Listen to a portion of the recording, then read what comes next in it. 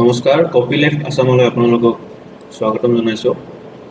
আজিৰ ভিডিঅ'টো হ'ব আৰ্পানেট ইণ্টাৰনেট কি হয়, আৰ্পানেটৰ পৰা কেনেধৰণে ইণ্টাৰনেটৰ সৃষ্টি হৈছিল তাৰ ওপৰত। তাৰ আগতে সৰ্বপ্ৰথম আমি এইটো জানিব চেষ্টা কৰিম যে ইণ্টাৰনেটৰ এটা থুলমূল আভাস এটা দিম।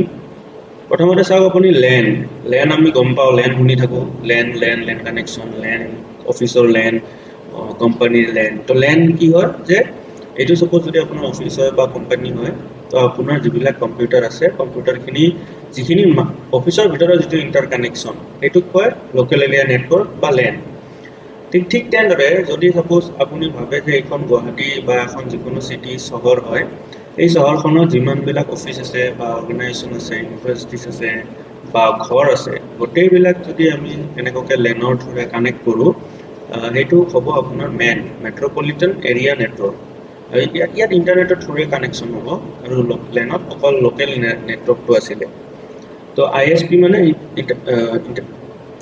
Internet service provider. তো ইণ্টাৰনেট ছাৰ্ভিচ প্ৰভাইডাৰে গোটেই মানুহবিলাকক ইণ্টাৰনেট দিয়ে আৰু মেনটোৰ সৃষ্টি হয়। বিভিন্ন ধৰণৰ ইণ্টাৰনেট ছাৰ্ভিচ প্ৰভাইডাৰ থাকে।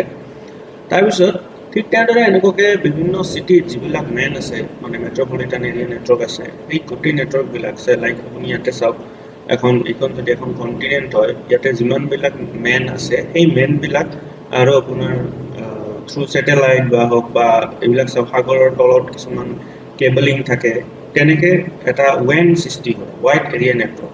তো এইখিনি বেছিক, ঠিক আছে। এতিয়া আমি চাওঁ যে ইণ্টাৰনেটটো কৰাৰ আগত যে কেনেধৰণে ইণ্টাৰনেটৰ ষ্টাৰ্টিং হৈছিল। চ' প্ৰথমতে 1945-ত মেমেক্স অনচিফ্টে এটা বস্তু ষ্টাৰ্টিং কৰিছিলে, এই বস্তুটো ষ্টাৰ্টিং কৰিছিলে। ঠিক তেনেদৰে এই মেথমেটিকেল থিয়ৰী এটা মানে কমিউনিকেশ্যনৰ কাৰণে মেথমেটিকেল থিয়ৰী এটা 1948-ত প্ৰপ'জ কৰা হৈছিলে। তাৰপিছত চিলিকন চিপ ডিজাইন হৈছিল 1958-ত। ফাৰ্ষ্ট কম্পিউটাৰ এটা আৰম্ভ হৈছিলে 1962-ত। তাৰপিছত পেকেট ছুইচিং ইনভেণ্ট হৈছিল 1964-ত। পেকেট ছুইচিং মানে আপোনাৰ যিবিলাক মেছেজ থাকে, মেছেজবিলাক বা ডাটা থাকে, সেইখিনি সৰু সৰু পেকেটত ভাগ কৰি তাক ছুইচ কৰে, মানে তাক বিভিন্ন ধৰণৰ চেনেলত পঠিয়াই দিয়ে, এইটোক কয় পেকেট ছুইচিং। তো 1964-ত এইটো ইনভেণ্ট হৈছিলে। তাৰপিছত হাইবাৰ টেক্সট ইনভেণ্ট হৈছিলে 1965-ত। তাৰপিছত আহিছিল আৰ্পানেট, যিটো বস্তুৰ বিষয়ে আমি ক'ম, আৰু TCP/IP ইণ্টাৰনেট। বাকী পিছৰখিনি, আগৰখিনি জাষ্ট মানে এইটো ভিডিঅ'ৰ পাৰ্ট, মানে ইমান ইনফৰমেশ্যন নাথাকিব, কিন্তু আৰ্পানেটৰ পৰা আমি বস্তুখিনি কমিউনিকেশ্যন কৰিব চেষ্টা কৰিম, কথা মানে ডিছকাছ কৰিম। তো আৰ্পানেট 1969-ত আৰম্ভণি হৈছিল আৰু ইয়ে প্ৰথম ইণ্টাৰনেটৰ ষ্টাৰ্টিং বুলি আমি ক'ব পাৰোঁ, ঠিক আছে। তাৰপিছত আহিল আপোনাৰ TCP/IP transmission control protocol, internet protocol. এই IPটো আহিছিল, মানে এই ছিষ্টেমটো আহিছিলে, প্ৰট'কলছখিনি আহিছিলে। তাৰপিছত ইণ্টাৰনেটৰ এই প্ৰট'কল ইউজ কৰি, আৰ্পানেটৰ ওপৰত বেছ কৰি ইণ্টাৰনেট প্ৰট'কল ইউজ কৰি ইণ্টাৰনেট সৃষ্টি হৈছিলে। TCP/IP প্ৰট'কল ইউজ কৰি ইণ্টাৰনেট সৃষ্টি হৈছিলে। তাৰপিছত 1989-ত WWW ক্ৰিয়েট হৈছিলে। তাৰপিছত কমাৰ্চ বিগিন হৈছিল 1995-ত। তো এই গোটেইখিনি বস্তুৰ ভিতৰত আমি প্ৰথমতে এমফেচাইজ কৰিম, জোৰ দিম আৰ্পানেটৰ। তো আৰ্পানেট কি হয় চাওক, আৰু যেতিয়া প্ৰথম ক'ল্ড ৱাৰ হৈ আছিল, যেতিয়া যুদ্ধ হৈ আছিল দ্বিতীয় বিশ্বযুদ্ধৰ পিছত, দ্বিতীয় বিশ্বযুদ্ধ শেষ হোৱাৰ পিছত যেতিয়া ক'ল্ড ৱাৰ হৈছিল, তেতিয়া মানে কি ৰাছিয়াই স্পুটনিক বুলি যিটো এটা ছেটেলাইট লঞ্চ কৰিছিলে, লঞ্চ কৰাৰ পিছত আমেৰিকাই মানে বহুত এইটো বস্তুত অলপমান চিন্তা হৈছিল তেওঁলোকৰ, যে আমি এটা যদি কিবা কাৰণত ৰাছিয়াই যদি নিউক্লিয়াৰ ৱেপন ইউজ কৰে, নিউক্লিয়াৰ যুদ্ধ আৰম্ভ হয়, তেতিয়াহ'লে আমি নিজৰ কমিউনিকেশ্যনখিনি কি ধৰণে কৰিব পাৰিম। তাৰ কাৰণে তেওঁলোকে এটা আৰ্পানেট বুলি নেট ষ্টাৰ্ট কৰিছিলে। আৰ্পানেটৰ ফুল ফৰ্ম হ'ল advance research project agency network, ঠিক আছে। তো 1969-ত এইটো packet switch computer network start কৰিছিলে। এইখন আপুনি মেপখন দেখিলে গম পাব যে এই ষ্টেনফৰ্ডৰ পৰা এই আপুনি হাৰ্ভাৰ্ডলৈকে এইবিলাক গোটেই এটা ইণ্টাৰনেল কমিউনিকেশ্যন লাইন কিছুমান তেওঁলোকে বহুৱাইছিল 1969-তে কথা। আৰু আৰ্পানেটৰ মেইন ইউজ আছিল একাডেমিক আৰু ৰিচাৰ্চ পাৰ্পছ, কিন্তু তাৰে আগতে এইটো মিলিটেৰীয়ে ষ্টাৰ্ট কৰিছিলে, যাতে তেওঁলোকে যদি নিউক্লিয়াৰ ৱাৰ হয় তেতিয়া নিজৰ মাজৰ কমিউনিকেশ্যনটো যাতে তেওঁলোকে চলাই ৰাখিব পাৰে, তাৰ কাৰণে এই আৰ্পানেটটো স্থাপন কৰিছিলে। এতিয়া আৰ্পানেটটো চাওক, এইটো ষ্টেনফৰ্ডৰ পৰা হাৰ্ভাৰ্ডলৈকে এইটো কানেকশ্যন, এইটো ছেপ্টেম্বৰ 1971-ৰ সময়ৰ কথা। তাৰপিছত এইটো চাওক আপুনি কি ধৰণৰ, তেতিয়া দিনৰ কম্পিউটাৰবিলাক এনেকুৱা আছিল, এটা বিৰাট ডাঙৰ ঘৰৰ ৰুমৰ ভিতৰত ভেকুৱাম টিউব ইউজ হৈ পেলাই কম্পিউটাৰবিলাক বনোৱা হৈছিল আৰু তেওঁলোকে তেতিয়া কম্পিউটাৰবিলাক চলিছিল। এতিয়া এইটো চাওঁ, এইটো হৈছে ইণ্টাৰনেট ইণ্টাৰফেচ মেছেজ প্ৰচেছৰ। মানে আজিকালি যুগত যিবিলাক আমি মডাৰ্ণ গেটৱে বা যিটো ৰুটাৰ পাওঁ, সেই ৰুটাৰটোৰ নিচিনা এই মেচিনটোৱে কাম কৰিছিলে। এইটো এই আৰপানেটৰ সময়তে এইটো ডিজাইন কৰা হৈছিলে। এতিয়া চাওক,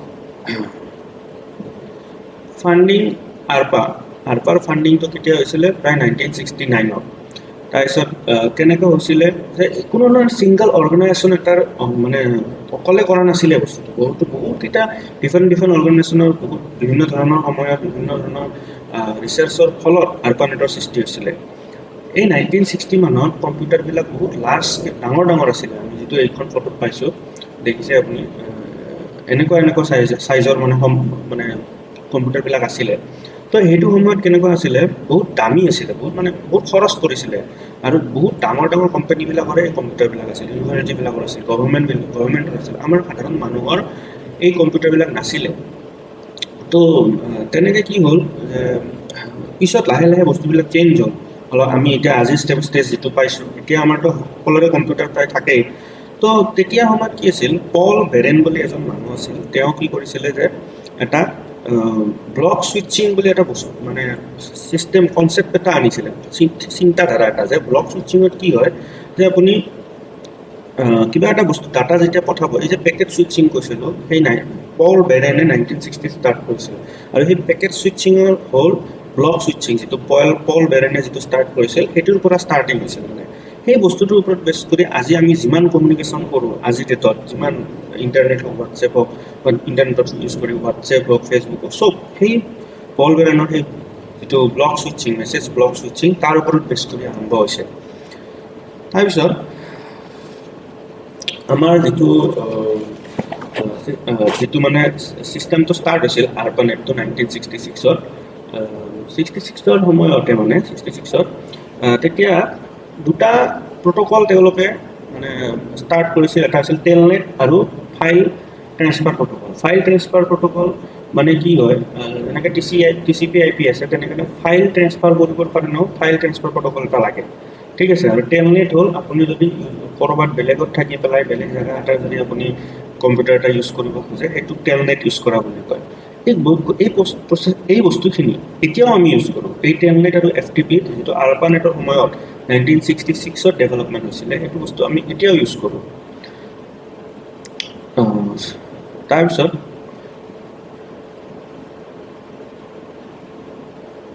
এজন আৰপানেট যেতিয়া 1969-ত ষ্টাৰ্ট হৈছিল, কেলিফৰ্ণিয়া ইউনিভাৰ্চিটিৰ এজন ষ্টুডেণ্ট আছিল, চাৰ্লি ক্লেইন বুলি। সেই ষ্টুডেণ্টজনে প্ৰথম যিটো মেছেজ মানে তেওঁৰ কম্পিউটাৰৰ পৰা পঠিয়াইছিলে।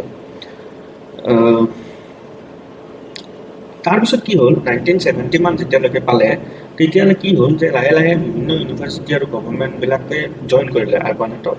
আৰু 1975-লৈকে ই বহুত ধৰণৰ অৰ্গেনাইজেশ্যন জইন কৰিলে। কিন্তু কি হ'ল যে তেওঁলোকৰ নিজৰ মাজত আৰপানেটৰ কানেকশ্যন আছিলে, কিন্তু কমিউনিকেশ্যনত কিছুমান সৰু প্ৰব্লেম আছিল। কিয় প্ৰব্লেম আছিল? কাৰণ কোনো ষ্টেণ্ডাৰ্ডাইজ ৰুলছ নাছিল। ষ্টেণ্ডাৰ্ডাইজ ৰুলছ কিছুমানৰ অভাৱত কমিউনিকেশ্যনটো সম্পূৰ্ণ হ'ব পৰা নাছিলে। তেতিয়া TCP IP এই ৰুলখিনি আনিলে। TCP IP আনাৰ পিছত 1983 জানুৱাৰী 1 তাৰিখে আমি ক'ব পাৰোঁ যে প্ৰথম মানে ইণ্টাৰনেটৰ জন্ম হৈছিল। প্ৰথম তেতিয়াৰ পৰা সকলো মানুহে যিমান কানেকশ্যন আছিল আৰপানেটত, চবেই নিজৰ কানেকশ্যনটো এই TCP IP ইউজ কৰি পেলাই কৰিব পাৰিছিলে।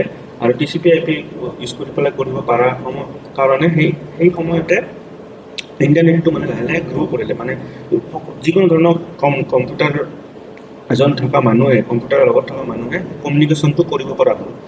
তো 1983 জানুৱাৰী 1 তাৰিখৰ পৰা। তাৰপিছত সেই আৰপানেটৰ বস্তুবিলাক আমি আজিও ইউজ কৰি আছোঁ। বহুত বস্তু আমি এতিয়াও ইউজ কৰি আছোঁ। যেনেকৈ আপোনাৰ প্ৰথমতে 1978-তে তেতিয়াই ইমেইল পঠাইছিলে আৰপানেটৰ ইউজ কৰি পেলাই। ফাৰ্ষ্ট মানে ইণ্টাৰনেটৰ আৰপানেটৰ 1978-ত ইমেইল পঠাইছিলে আৰু স্পেম ইমেইলো পঠাইছিলে। গতিকে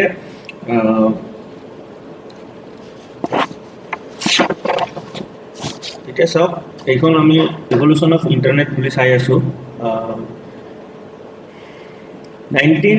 1980 HTML লেংগুৱেজ মানে HTML লেংগুৱেজটো উদ্ভাৱন হৈছিল 1980 কিন্তু 1991লৈকে ফাৰ্ষ্ট ৱেবছাইটটো পাব্লিছ কৰিব পৰা যোৱা নাছিল কাৰণ বিভিন্ন ধৰণৰ টেকনিকেল লিমিটেশ্যনছ আছিল ফাৰ্ষ্ট ভাইৰাছ 1982তে বনাইছিলে এটা 15 বছৰীয়া ষ্টুডেণ্টে 15 বছৰীয়া ল'ৰা এইজন মানুহে প্ৰথম মানে ভাইৰাছ বনাইছিলে এই ভাইৰাছটোৰ নাম আছিল আপোনাৰ ব্ৰেইন ভাইৰাছ যিটো মাইক্ৰ'ছফ্ট OSত আছিল মানে প্ৰথমটো আছিল এল্ক ক্লোনাৰ বুলি এই ভাইৰাছটোৰ নাম আৰু মানুহজনে বনাইছিল ৰিচ স্ক্ৰেটনা এই মানুহজনৰ নাম ৰিচ স্ক্ৰেটনা তেওঁ 15 বছৰ আছিলে তেওঁ এলিক ক্লোনাৰ বুলি ভাইৰাছটো বনাইছিলে তো মেকৰ কাৰণে মেক অপাৰেটিং চিষ্টেমৰ কাৰণে মাইক্ৰ'ছফ্টৰ উইণ্ডোজৰ কাৰণে নহয় মাইক্ৰ'ছফ্ট উইণ্ডোৰ কাৰণে প্ৰথম ভাইৰাছ আছিল ব্ৰেইন যিটো 1986ত ওলাইছিল 4 বছৰৰ পিছত তাৰমানে এই মানুহজনে এল্ক ক্লোনাৰ বুলি যিটো ভাইৰাছ বনাইছিল তাৰে 4 বছৰ পিছত মাইক্ৰ'ছফ্টত ব্ৰেইন বুলি ভাইৰাছটো আহিছিলে ঠিক আছে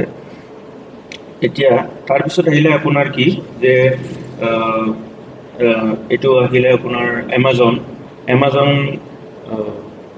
আৰু eBay first search engine web crawler start হৈছিলে তাৰপিছত 1996ত গুগল ফাণ্ডেড হৈছিলে এৰাউণ্ড 1998 মানত লেৰী পেজ আৰু চাৰ্জি ব্ৰিন নামৰ দুজন PhD ষ্টুডেণ্ট আছিলে ষ্টেনফৰ্ড ইউনিভাৰ্চিটিৰ কেলিফৰ্ণিয়া তেওঁলোকে গুগলটো ষ্টাৰ্ট কৰিছিলে তাৰপিছত আপোনাৰ এই বস্তুখিনি অহাৰ আগত এটা বস্তু আছিলে যে এই ফটোখন বাৰে বাৰে ওলাই আছে টিম বাৰ্নাৰ্ছ-লি এই টিম বাৰ্নাৰ্ছ-লি বোলা মানুহজনে আপোনাৰ ৱৰ্ল্ড ৱাইড ৱেব WWW 1989ত মানে তেওঁ মানে ইনভেণ্ট কৰিছিল যে কি ধৰণে WWW ইউজ কৰি আমি ইণ্টাৰনেটৰ যিমানখিনি ইণ্টাৰনেট ইউজ কৰি WWW ইউজ মানে কনচৰ্টিয়ামত আমি বিভিন্ন ধৰণৰ ফাইল এক্সেছ কৰিব পাৰোঁ বিভিন্ন কম্পিউটাৰত থকা তো তেওঁ এজন